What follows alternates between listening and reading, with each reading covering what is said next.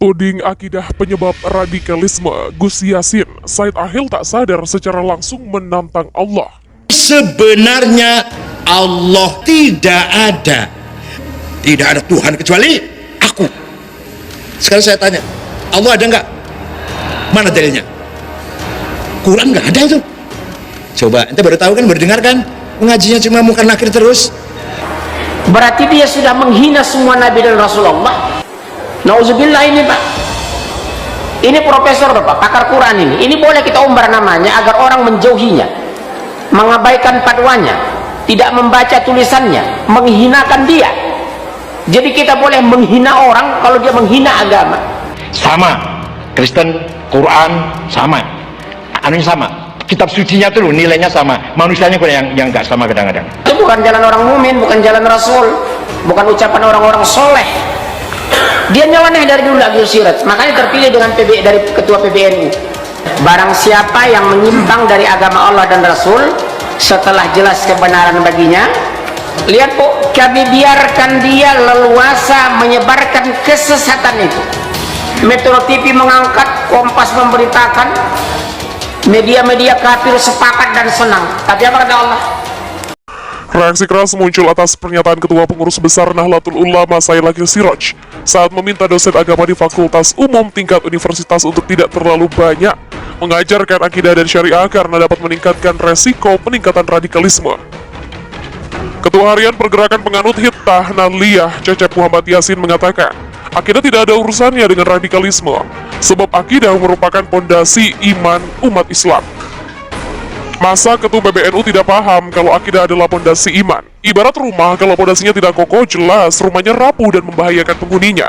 Saya tidak bisa membayangkan kalau pondasi iman umat Islam tidak buat kokoh, sudah pasti akan dihajar oleh kaum Syiah, liberal, dan komunis. Akibat yang fatal, serangan pemurtadan akan meluas. Akibat yang fatal, serangan pemurtadan akan melibas umat Islam. Begitulah jelas Gus Yassin.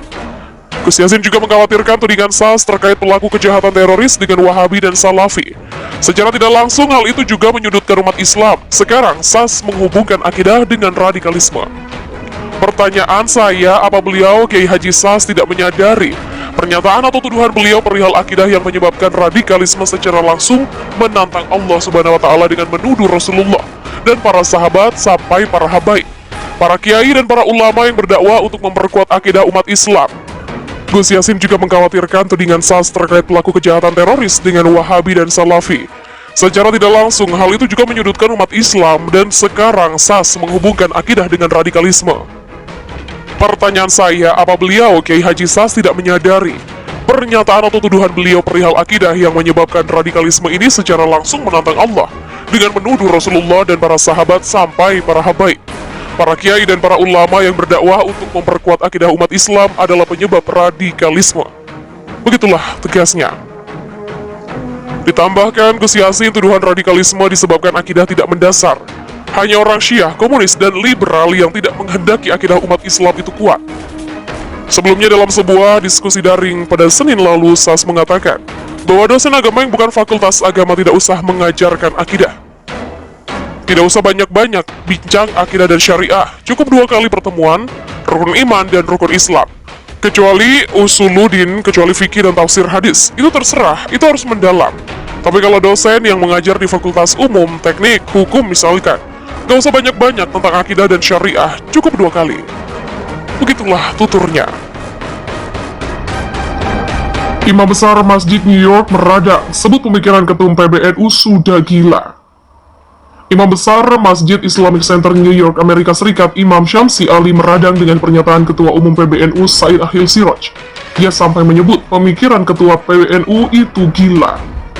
Sebelumnya, Said Akhil berpendapat jika fakultas umum tingkat universitas terlalu sering mengajarkan akidah dan syariah, akibatnya pelajaran bisa terjerumus ke jurang radikalisme. Itulah mengapa katanya untuk mencegah hal itu, ia meminta dosen atau pengajar sedikit menguranginya. Bagi dosen agama yang mengajar agama di bukan fakultas agama, tidak usah banyak-banyak bincang akidah dan syariah, cukup 2 kali pertemuan, rukun iman dan rukun Islam. Begitulah ujar Said Akhil. Materi seputar akidah dan syariah, kata Said Akhil, hanya boleh diperdalam di fakultas keislaman.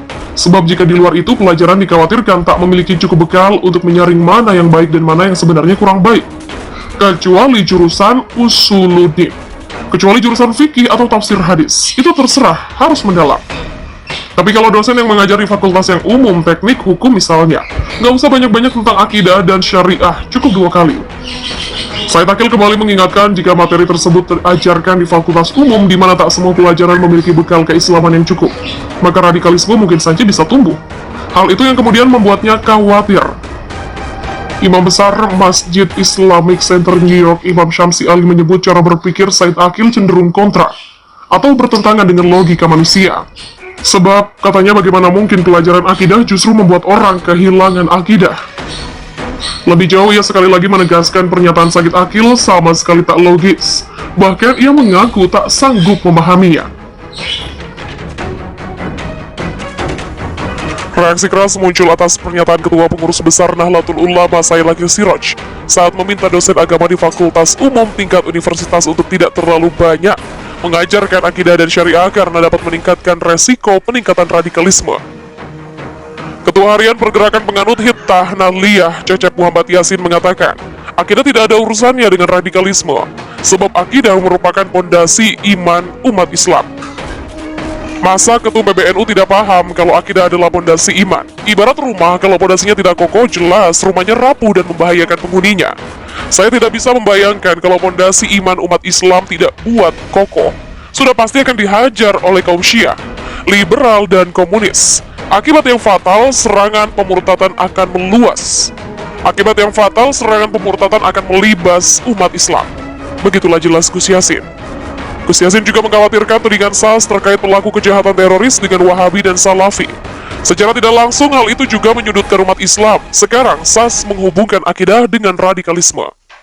Pertanyaan saya, apa beliau, Kiai Haji SAS, tidak menyadari pernyataan atau tuduhan beliau perihal akidah yang menyebabkan radikalisme secara langsung menantang Allah Subhanahu wa Ta'ala dengan menuduh Rasulullah dan para sahabat sampai para habaib, para kiai dan para ulama yang berdakwah untuk memperkuat akidah umat Islam. Gus Yasin juga mengkhawatirkan tudingan SAS terkait pelaku kejahatan teroris dengan Wahabi dan Salafi.